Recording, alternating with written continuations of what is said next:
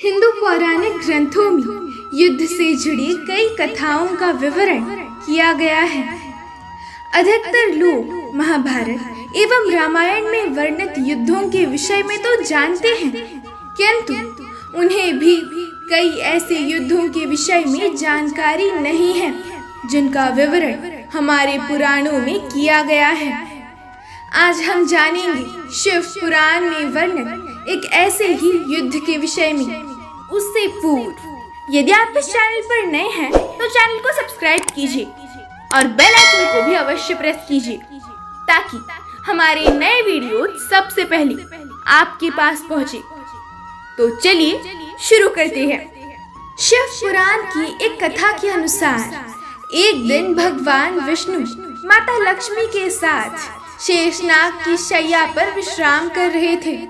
उसी समय सृष्टि के निर्माता ब्रह्मदेव उनके पास पहुंचे। आंखें बंद होने के कारण भगवान विष्णु को ब्रह्मा के आने का पता नहीं चला और वो सोए ही रहे। ये देख ब्रह्मदेव क्रोधित हो उठे और भगवान विष्णु से बोले, मेरे आने के पश्चात भी तुम सोए हुए हो जबकि मैं तुम्हारा स्वामी हूँ।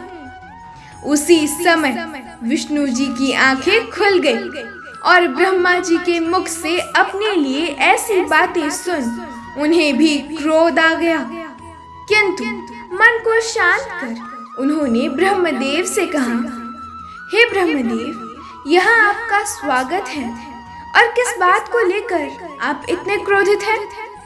भगवान विष्णु की बातें सुनकर ब्रह्मदेव ने कहा, हे विष्णु, मैं जगत के साथ साथ तुम्हारा भी संरक्षक हूँ।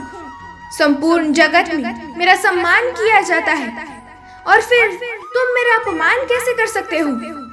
तब भगवान विष्णु ने कहा, हे ब्रह्मा, तुम भली भांति जानते हो कि मेरे अंदर संपूर्ण ब्रह्मांड समाहित है।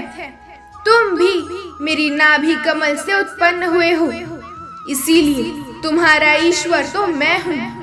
इसलिए तुम्हारे सारे कथन असत्य है, मिथ्या है। भगवान विष्णु के इतना कहते ही ब्रह्मदेव और भी क्रोधित हो उठे और स्वयं को श्रेष्ठ बताने लगे। कुछ देर तक दोनों के मध्य श्रेष्ठता के लिए बहस हुई, किंतु उसके पश्चात दोनों ने हथियार निकाल लिए और दोनों के मध्य एक भयंकर युद्ध शुरू हो गया। युद्ध के शुरू होते ही भगवान विष्णु अपने वाहन गरुड़ पर सवार होकर ब्रह्मा पर बाणों की वर्षा करने लगे। इधर ब्रह्मदेव भी भगवान विष्णु पर बाण बरसाने लगे। इस प्रकार दोनों के मध्य भयंकर युद्ध छिड़ गया। ब्रह्मदेव पर अपने बाणों का कोई असर ना होता देख भगवान विष्णु ने ब्रह्मा पर महेश्वर अस्त्र का प्रहार किया, जिससे बचने के लिए ब्रह्मदेव ने पाशुपतास्त्र चला दिया। दोनों अस्त्रों के टकराने से पूरा ब्रह्मांड कांप उठा, किंतु इसके पश्चात भी दोनों के मध्य युद्ध चलता रहा। युद्ध का कोई भी परिणाम न निकलता देख सभी देवी देवता भयभीत हो उठे और स्वर्ग से कैलाश पर्वत पर भगवान शिव से मिलने पहुंचे। कैलाश पर्वत पर पहुंचकर देवताओं ने भोलेनाथ को भगवान विष्णु और ब्रह्मदेव में चल रहे युद्ध के विषय में बताया और किसी तरह उन्हें रोकने के लिए कहा। देवताओं की बात सुनकर भगवान शिव ने कहा, मुझे इस युद्ध की जानकारी पहले से है। ये दोनों स्वयं को श्रेष्ठ साबित करने के लिए व्यर्थ ही युद्ध कर रहे हैं। साथ ही ये भी कहा कि मैं स्वयं युद्ध क्षेत्र में जाकर इस युद्ध को रोकूंगा। इसके पश्चात शिव जी युद्ध के मैदान की ओर चल दिए। वहां पहुंचकर भगवान शिव ने दोनों के मध्य अग्नि के विशाल स्तंभ का रूप ले लिया। ये देख दोनों ही हैरान हो गए और एक दूसरे से पूछा, ये है क्या? हमें इसका पता लगाना होगा। इसके पश्चात दोनों ने निर्णय लिया कि जो इस स्तंभ के सिरे का पहले पता लगाएगा वही श्रेष्ठ माना जाएगा और दोनों स्तंभ के सिरे का पता लगाने निकल पड़े। भगवान विष्णु वराह अर्थात सुअर का रूप धारण कर जड़ खोजने लगे और हंस रूप में ब्रह्मा जी ने ऊपरी सिरे को खोजना शुरू किया। कई वर्ष बीत गए, किंतु ना तो विष्णु जी को उस अग्नि स्तंभ का जड़ मिला और ना ही ब्रह्मा जी को ऊपरी सिरा। अंत में भगवान विष्णु युद्ध के मैदान पर रणभूमि में वापस आ गए। भगवान विष्णु को वापस युद्ध के मैदान में आया देख ब्रह्मा जी भी वापस आने लगे। तभी रास्ते में उन्हें केतकी का फूल गिरते दिखाई दिया। तो ब्रह्मा जी ने फूल से पूछा, हे फूल, तुम कहाँ से गिर रहे हो और इसका ऊपरी सिरा कहाँ है? तब केतकी के फूल ने उत्तर दिया, मैं तो इस अग्नि स्तंभ के बीच से कई सालों से नीचे गिर रहा हूँ, इसीलिए मैं नहीं जानता कि इसका शीर्ष कहाँ है। तब ब्रह्मा जी ने उससे कहा, हे केतकी, अब से मैं जैसा कहूँ वैसा ही तुम करना। मेरे साथ नीचे चलो। मैं जो अभी विष्णु जी को बताऊंगा उसमें तुम मेरी गवाही देना।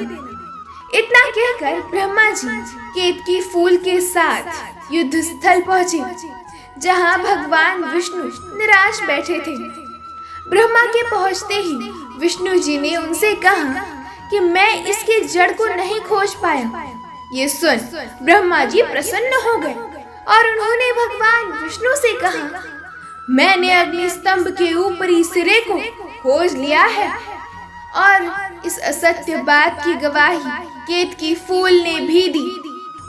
तब भगवान विष्णु ने ब्रह्मा को स्वयं से श्रेष्ठ मान लिया। ब्रह्मदेव के असत्य कथन से क्रोधित होकर भगवान शिव तुरंत अपने वास्तविक रूप में आ गए। शिव को देख भगवान विष्णु खड़े हो गए और उन्हें प्रणाम किया।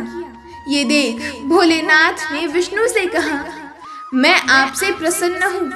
आपने श्रेष्ठ बनने के लिए असत्य का सहारा नहीं लिया, इसीलिए आप भी मेरे इतना ही पूजनीय हो।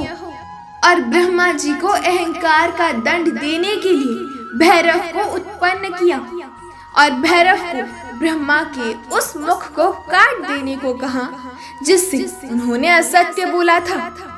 ये सुन भगवान विष्णु ने भोलेनाथ से ब्रह्मदेव को क्षमा कर देने को कहा। भगवान विष्णु की स्तुति पर भोलेनाथ ने ब्रह्मदेव को तो क्षमा कर दिया, किंतु साथ ही ये भी श्राप दिया कि आपको ना तो कोई सम्मानित करेगा और ना ही आपकी पूजा होगी। और केतकी के फूल को शिवजी ने अपने गले से त्याग दिया। इस प्रकार स्वयं को श्रेष्ठ सिद्ध करने के लिए भगवान विष्णु और ब्रह्मदेव में युद्ध हुआ था।